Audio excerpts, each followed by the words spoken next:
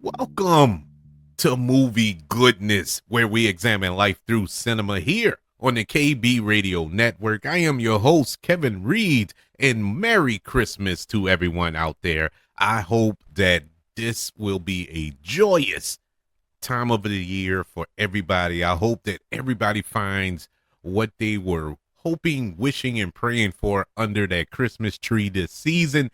I am eerily excited this year for Christmas. Normally, over the past few years, I've been kind of meh when it comes to Christmas. I'll start maybe 2 days before the holiday officially comes.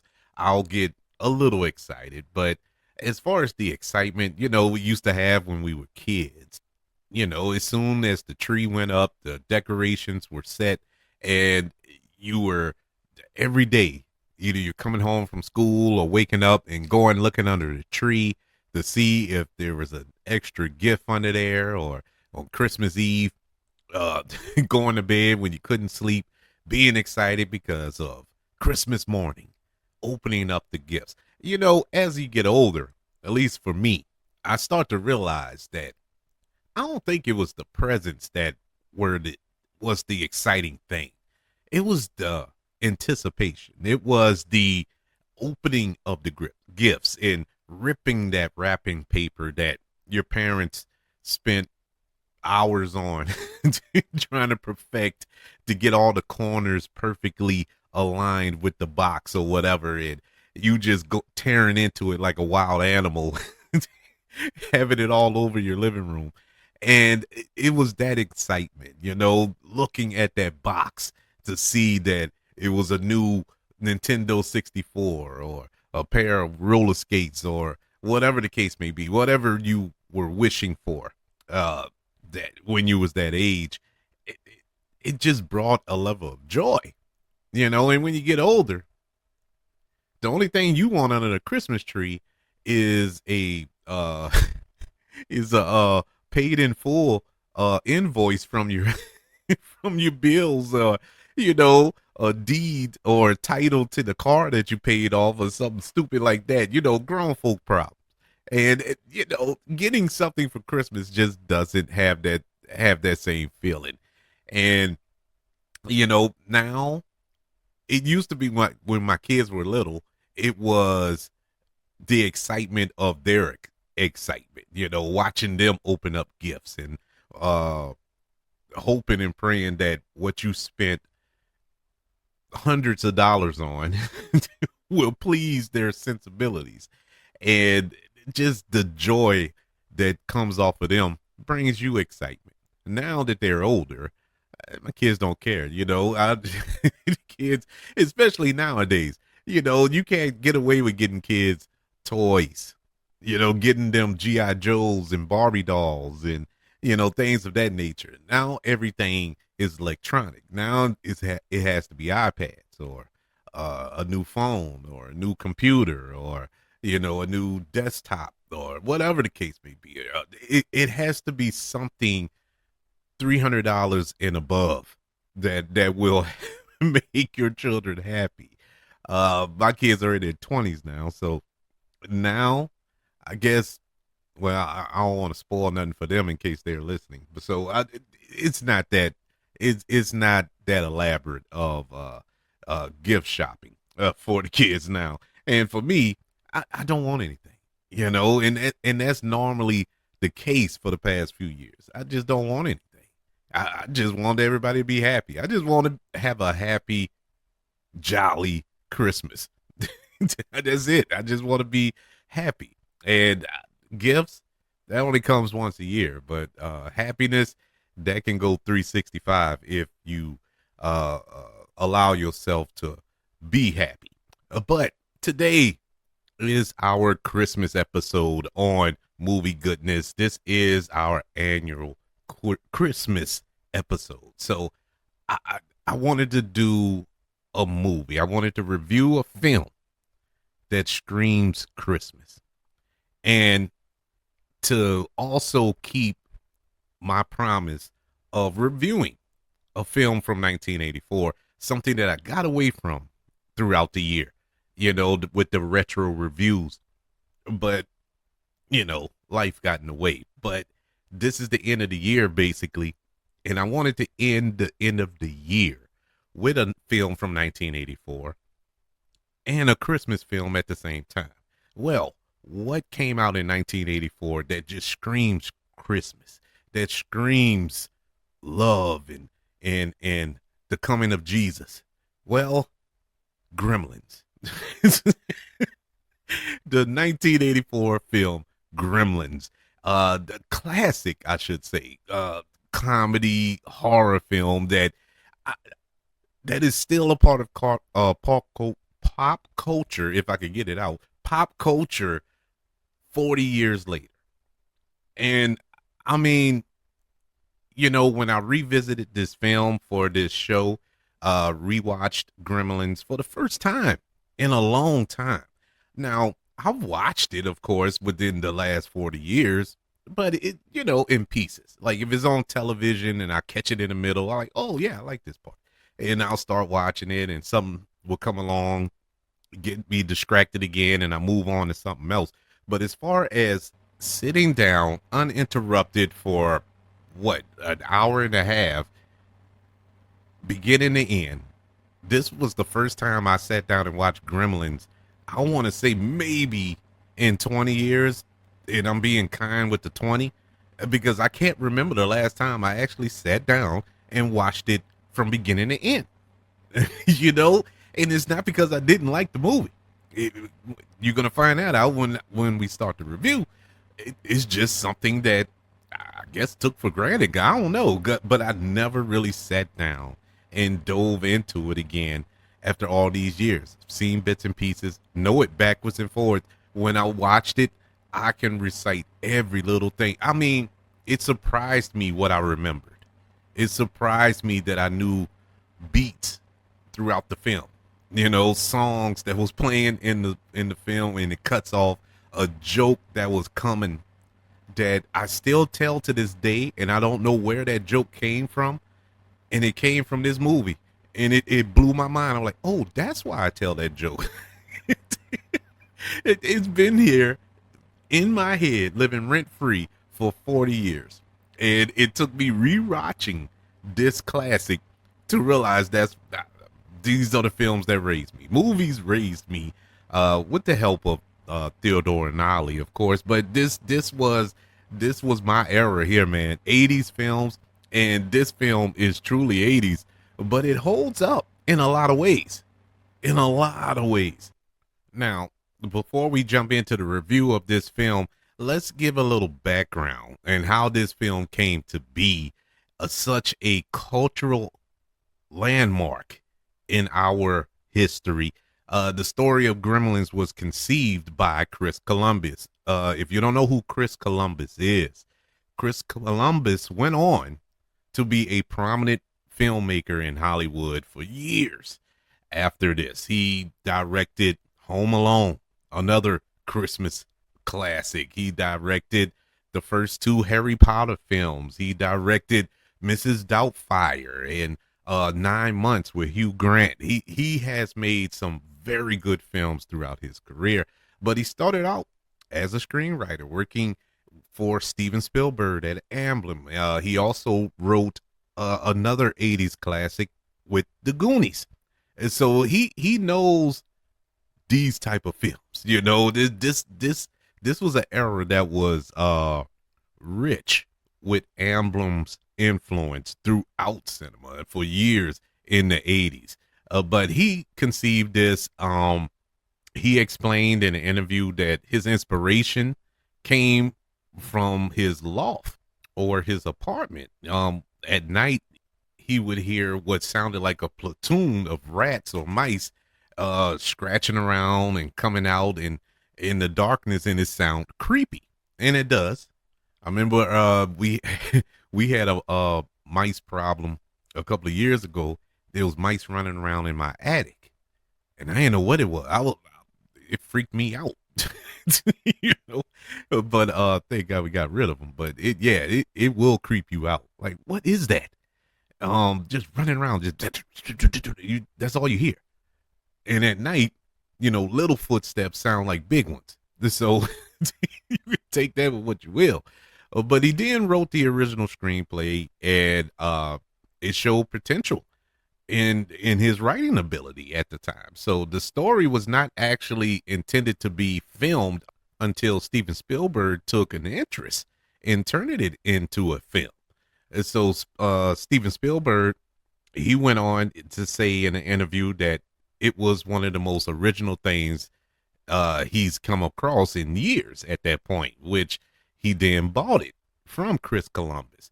And he had considered at that time a young filmmaker who had just made a short film called Frankenweenie, who is Tim Burton. He wanted Tim Burton to direct Gremlins. And my God, man, all respect to Joe Dante, but man, Tim Burton's Gremlins would have been epic. And this is an epic movie, but just the thought of Tim Burton directing it.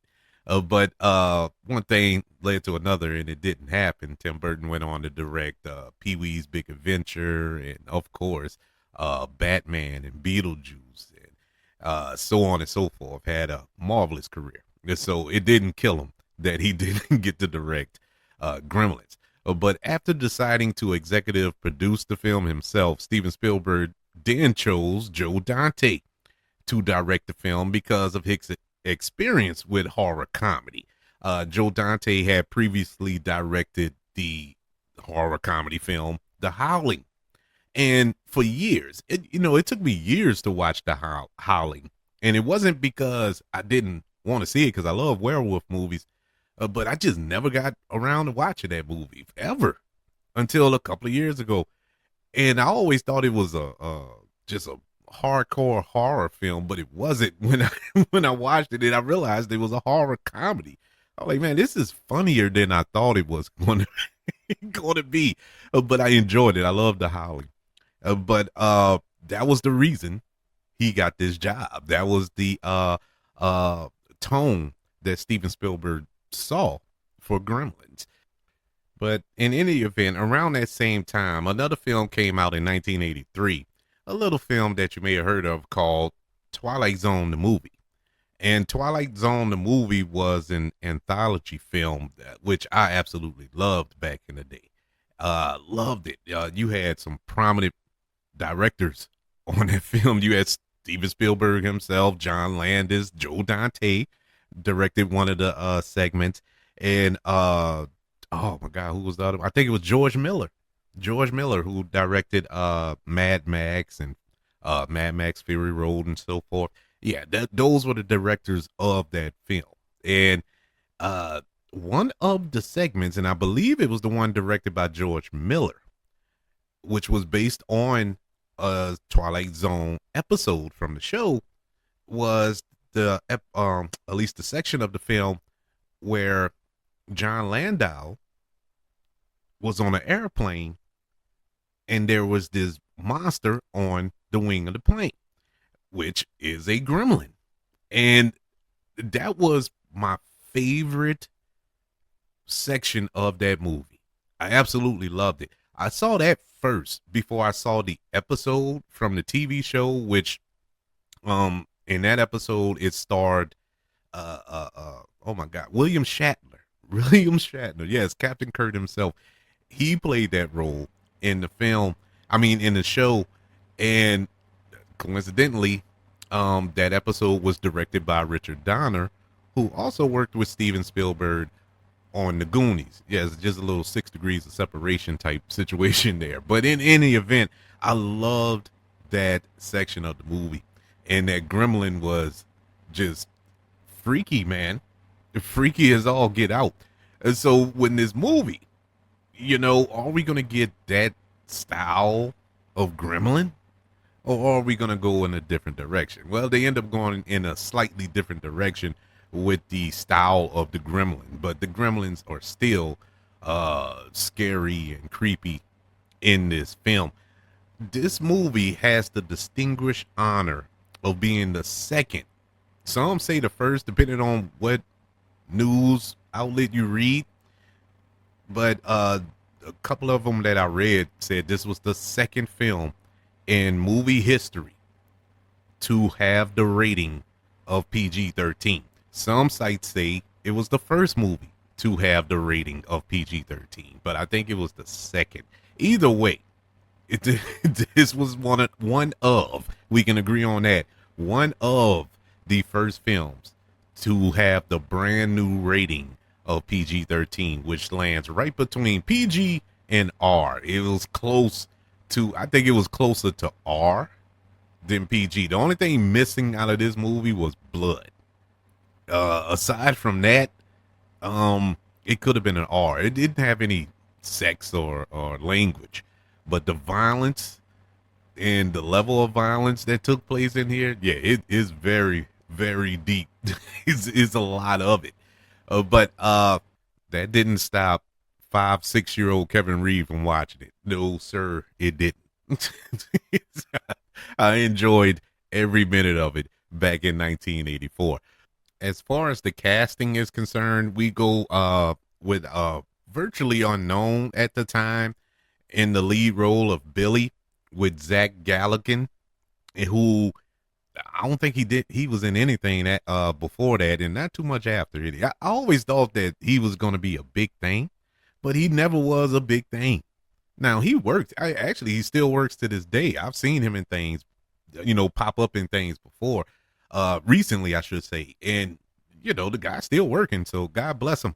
But he didn't get to that superstardom, or lead another film aside from Gremlins 2. But he never led another film after this that I know of. But he was a virtual unknown, and they had some other, I guess you can count as unknowns in 1984 that auditioned for this role and didn't get it. Just to throw some names out there, you might have heard of them. I don't know. Auditioning for the role of Billy and was Tom Hanks, didn't get it. Kevin Bacon didn't get it. Ralph Macchio didn't get it. Emilio Estevez and Rob Lowe, as well as Judd Nelson, did not get the role. They were beat out by Zach Galligan. And that is crazy. It's crazy now in hindsight because all these guys went on to have these big careers, but it's just funny how things play out then, you don't see that far into the future, especially when it comes to a Tom Hanks. Tom Hanks would have been awesome as Billy in this film. As far as Billy's girlfriend or love interest in this film, Kate, she was played by Phoebe Cates, and 1984 was like the biggest heartthrob, not a heartthrob, what you call them? Everybody's crush back then. I was too young, so it wasn't that for me. But before this, in 1982, she starred in or co-starred in Fast Times in Richmond High, where it was kind of a quote unquote risque role that she had in that. And that got a lot of teenage boys in the early 80s drooling over Phoebe Cates. And I get it now that I'm older. I understand wholeheartedly why everybody was after Phoebe Cates. But actor Kevin Kline, he won the pony on that. They got married. I think they still married to this day. Good on them. But yeah, she took this role because it was a different role. She was more reserved, more of the girl next door in this film, as opposed Fast Time in Richmond High. But those were your two leads, these young leads here, and the film was off and running. Now, Joe Dante, in a sense, did not too much care for the script. He did not really care for the screenplay to Gremlins. He wanted to make more of a comedy, more comedy than horror. He really wanted to lean into it, and you saw what style of film he wanted to make with Gremlins 2, the new batch. That was part of his condition to come back and direct the sequel. He wanted to make the film that he wanted to make. And you could tell that Gremlins 2, although a decent film, it doesn't hold up to part one, but it is way more comedy in that movie. I mean, way more. Uh, I would say it was more of a parody than anything, but regardless, he wanted to make that type of film, but pushback with the studio and with Steven Spielberg as well, really wanted to make this a quasi horror film. And that's the version that we got. And I think we're better for it. This film came out the same weekend as Ghostbusters. They were in the theater, but not the same weekend. I think they were 2 weeks apart. But they were in the theater at the same time with another film that I'm blanking on right now, but it was jam packed in the movie theaters in 1984. You had choices back then. It wasn't one and done. It wasn't one film that you go take a look at or whatever. No, you had choices. You could spend all day in the theater on a Saturday, growing up around that time and going to see 2 or 3 different movies, and then good movies. Good, I mean, borderline great movies that you would consider classics today. And that's why I love this era of film. It was so free.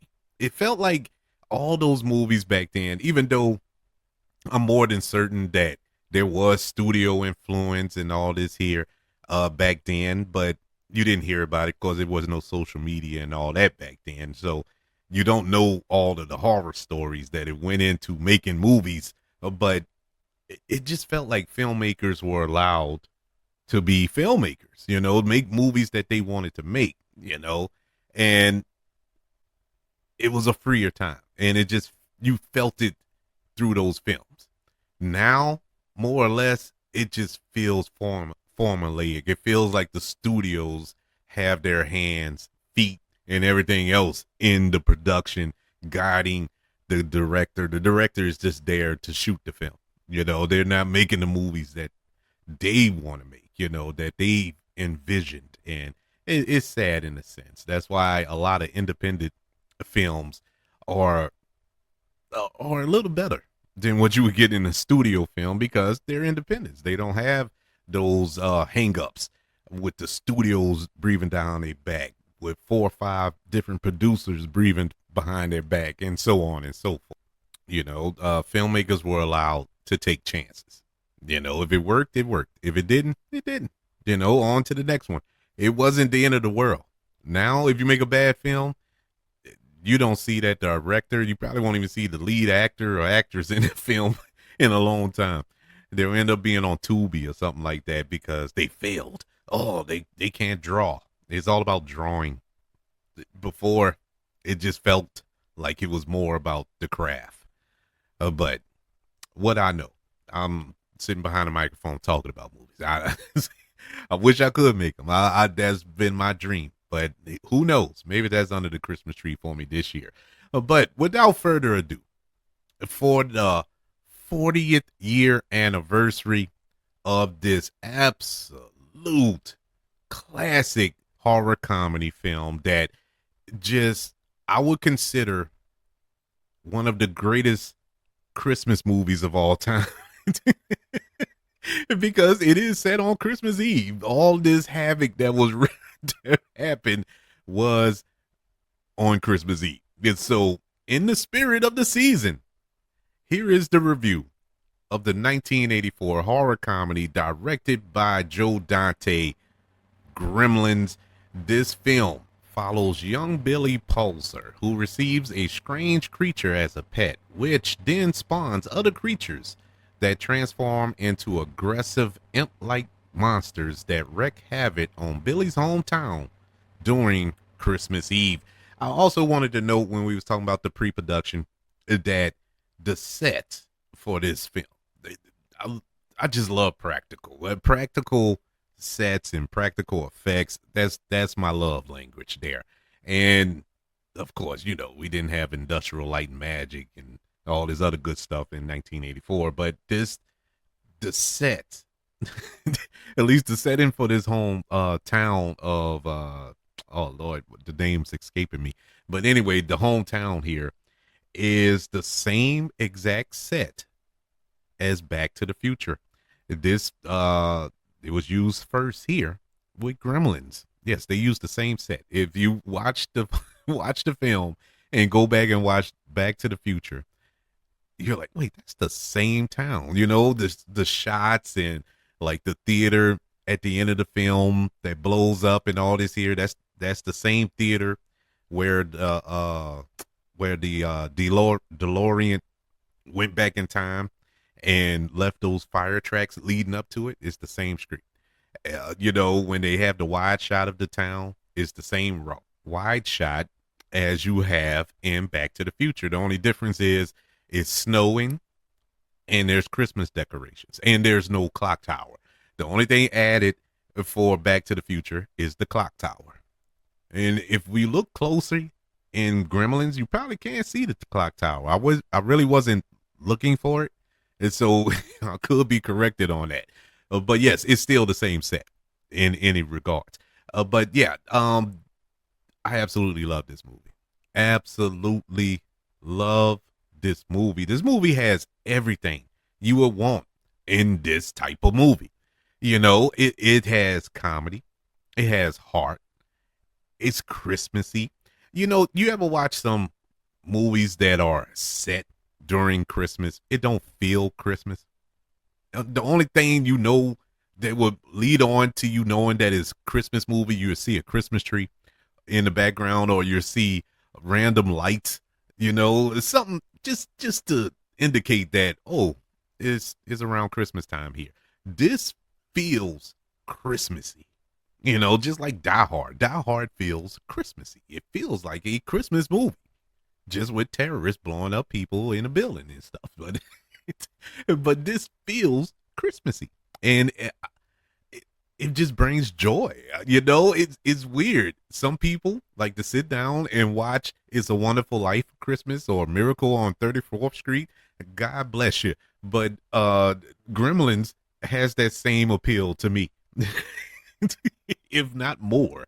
I love the feel of this movie, you know, and it ramps up to 11. We don't just start off with Gremlins tearing things apart. It all comes in a earned fashion.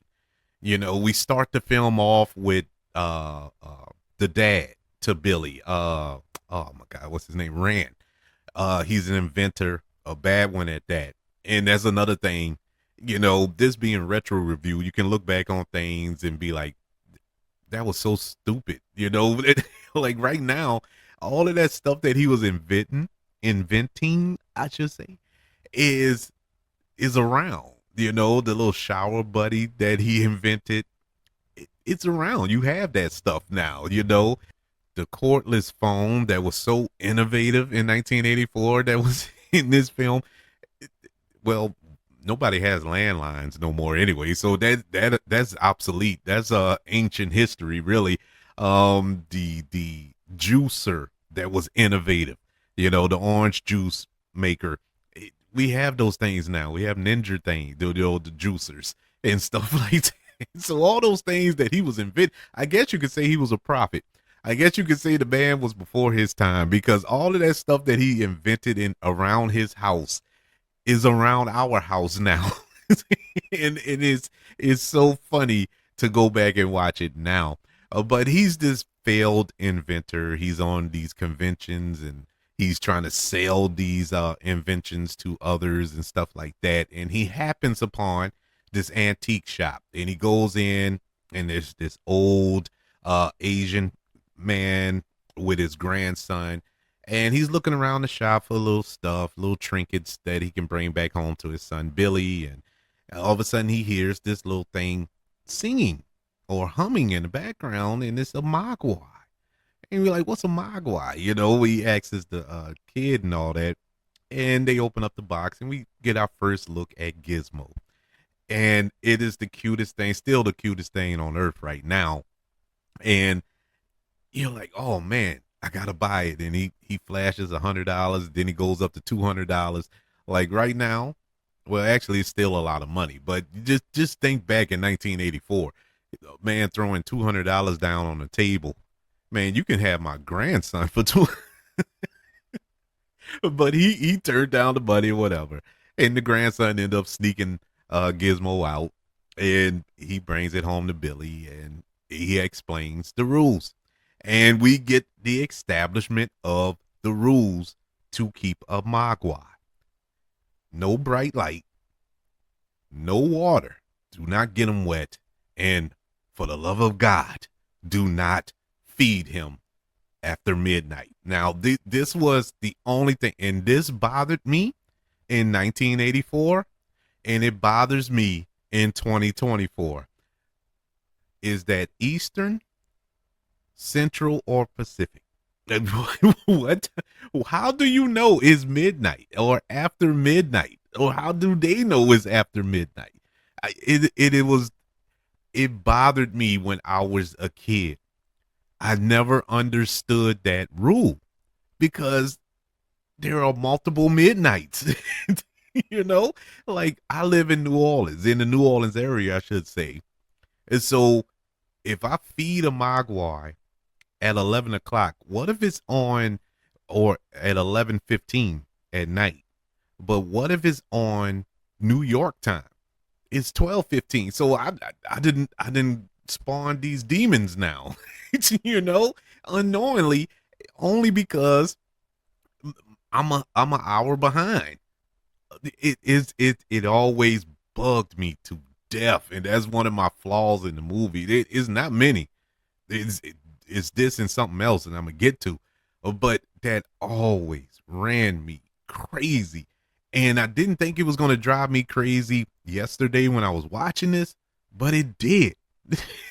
It still drives me crazy because it's a main plot of the movie. That's how we get the villains of the movie. It's because of that rule break.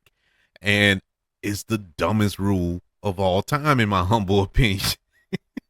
But regardless of that, uh we do get that rule break. We get our first ever look at Corey Feldman, who went on to be a huge star in the 80s.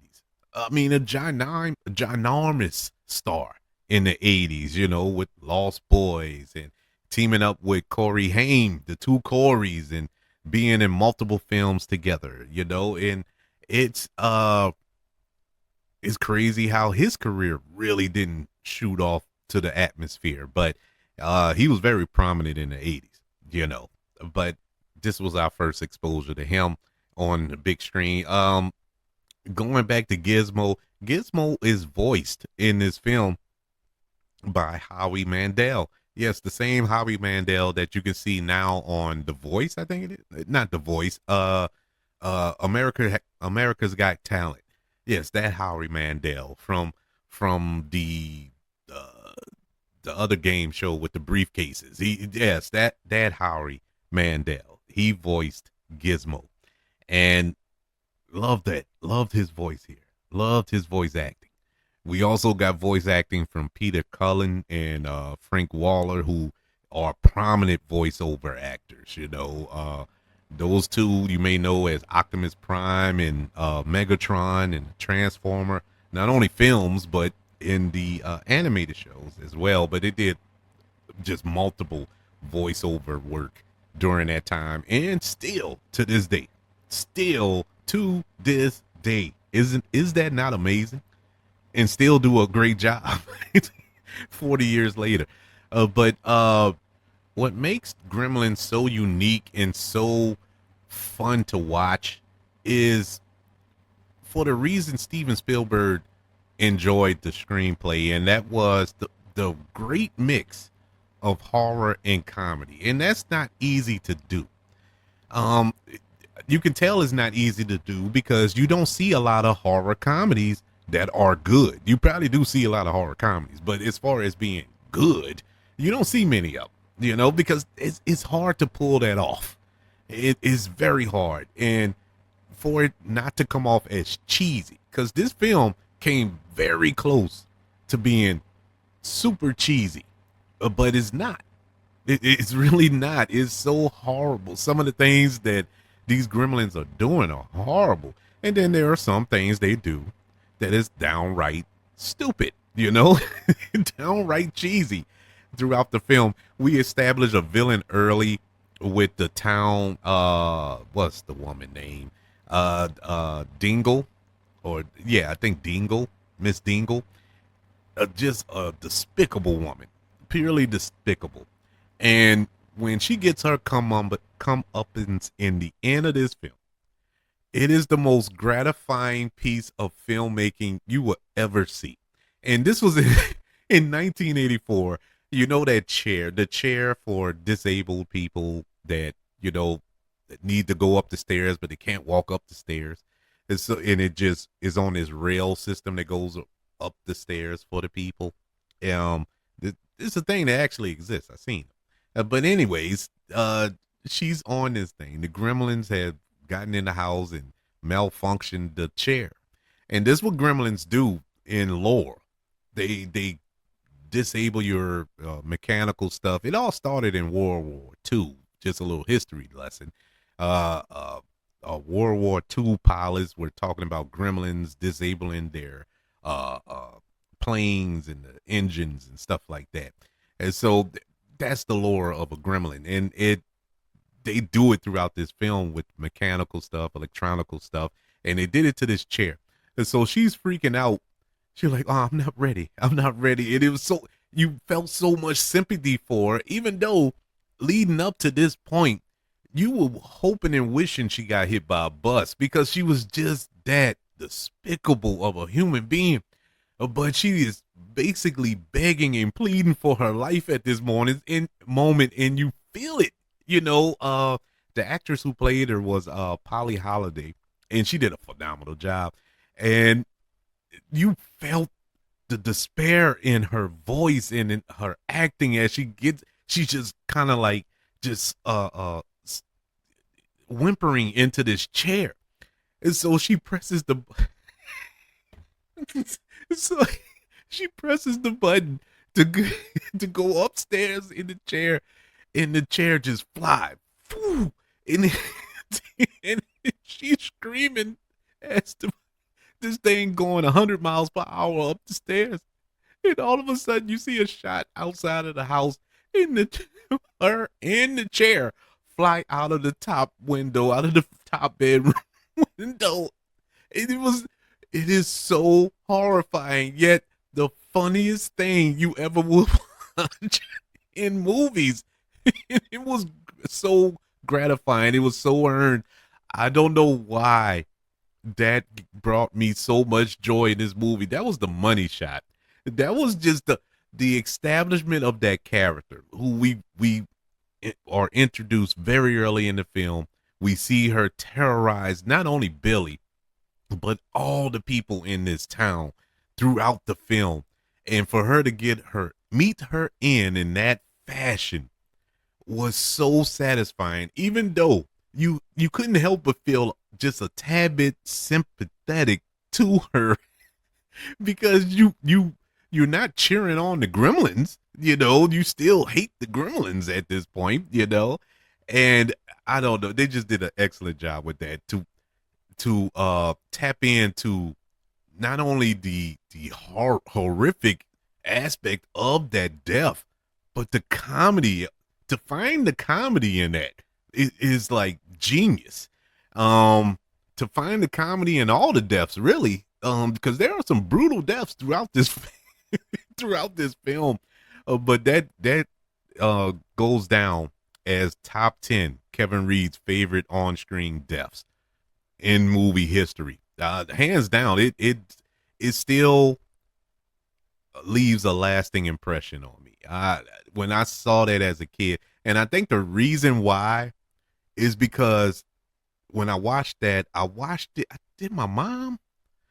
I know I watched it with my dad, but I think my mom watched it too when we were watching the movie, and they both died laughing watching watching that scene. And I'm like, because I'm a little kid at that point, I'm like, are we supposed to be laughing? And I'm finding it funny, but I'm like, are we supposed to be laughing right now? It was just one of those moments that I'll never forget. But yeah, I loved it.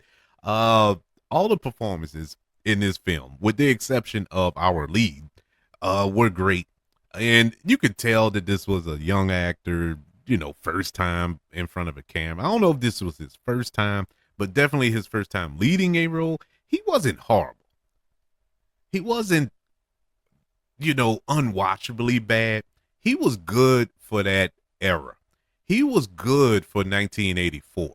Because if you go back and watch a lot of films around that time, 83, 84, 85, this was the style of acting that you got a lot of, just kind of not robotic, but, you know, just 80s. And it just nothing extra to the role.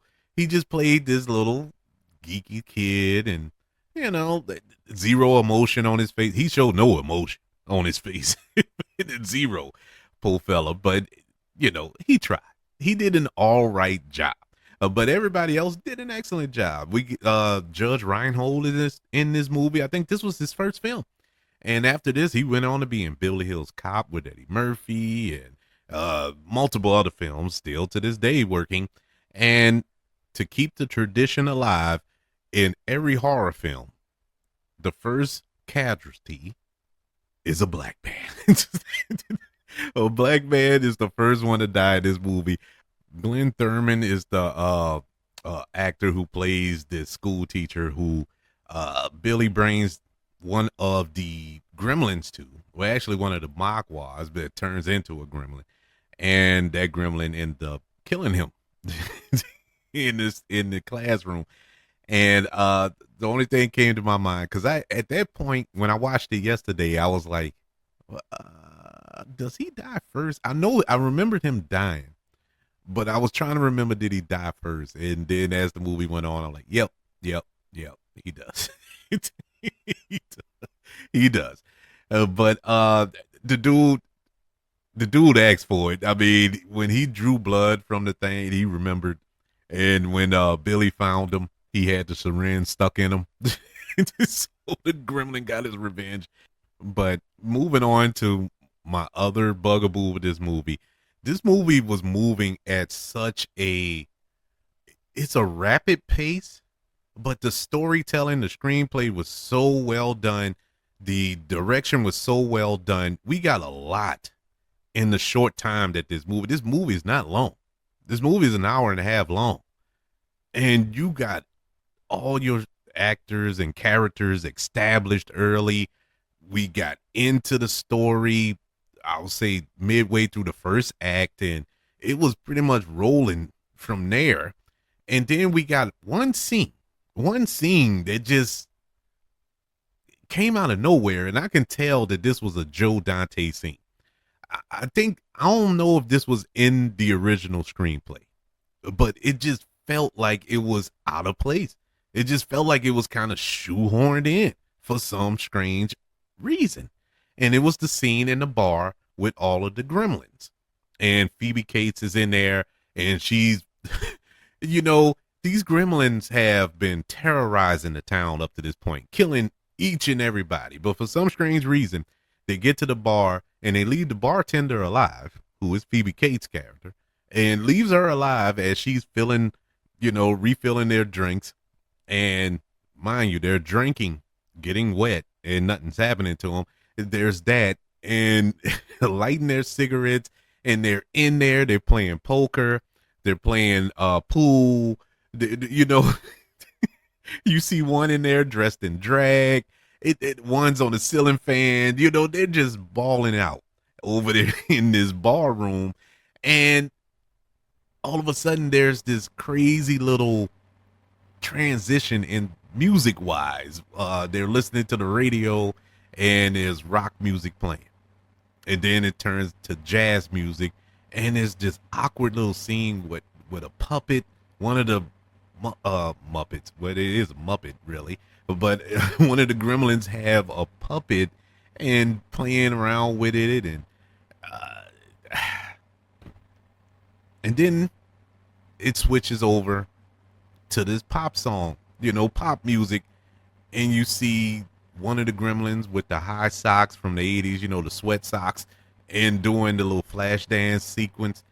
Mate, it just came out of no, it was pointless. It, it was a pointless scene. I mean, there was some, I, I guess there was some elements in there that you might can giggle at a little bit, but it did nothing for me. But it was just pointless. I'm sitting there like, let's get to it. Let's get to the rest of the story, because one, none of this stuff that's happening in this bar is making logical sense in the rules of this universe that you have set up. Nothing is making sense right now. And so we move on. We move on. We move into the third act, where we get to the climax. We get this showdown. Uh, the Gremlins have now congregated into a movie theater, which, another thing, made no sense. They basically killed everybody in the town. They killed everybody. They're in this movie theater because the sun coming up. Once again, can't deal with light, bright light, definitely not sunlight. And so they go to the movie theater. Billy and Kate and Gizmo, they find them in there. They manage to get to the boiler room to blow up the theater, but there's one that got away, and that is Spike, the leader of the of the Gremlins, and they chase him down in the department store, and that's where we have our classic showdown. And they vanquish Spike, and it was not Spike, Stripe, and it was cool. I loved it. I loved Gizmo in the little remote control car. I always enjoyed that. I enjoyed the way Gizmo became the hero. It wasn't Billy that defeated Stripe.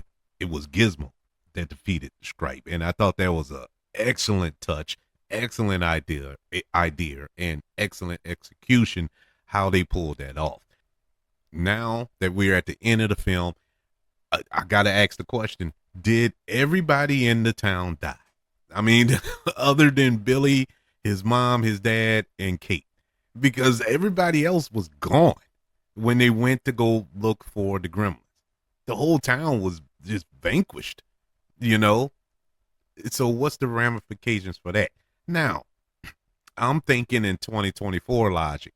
Back in 1984, who cares? It's a movie, and to keep in the scheme of things, I really don't care. I just enjoyed what was in front of me. But when you think beyond that, after the happily ever after, what happened to the town after that? But whatever, it holds no bearing on how I feel about this film. This is an absolute classic, and it is an absolute Christmas classic, because this is a Christmas film through and through, from beginning to end. This is a Christmas film. I give Gremlins from 1984 a letter grade of an A minus. Yes, I have my problems with it. I do. And yes, you can find parts in here that are deeply cheesy and, dare I say, dated. But it's a classic, man. If you watch it for the first time, the younger generation, you probably won't like this movie. You probably think it's cornball 80s schlock. But if you grew up in the era I did, around this era, man, you can't help but enjoy Gremlins. Gremlins is still a prominent piece of pop culture today. This movie was made for $11 million. It went on to gross $212 million worldwide. Certified blockbuster hit. It spawned a sequel, Gremlins 2, a new batch. As I said before, not as good as the first one. Nowhere near as good as the first one, to be honest with you, but it's still watchable. It is what it is. It's a parody. Mentioning that it's still a prominent piece of pop culture, there's currently a animated series on Max right now. Gremlins, I think, The Secret of the Mogwai.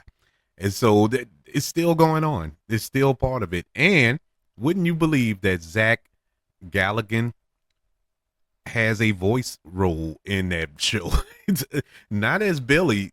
I think he had a cameo as one of the henchmen or something in it. I only watched a couple of episodes. I need to go back and watch it. But yeah, it's funny how his career came full circle, reprising the role on that show.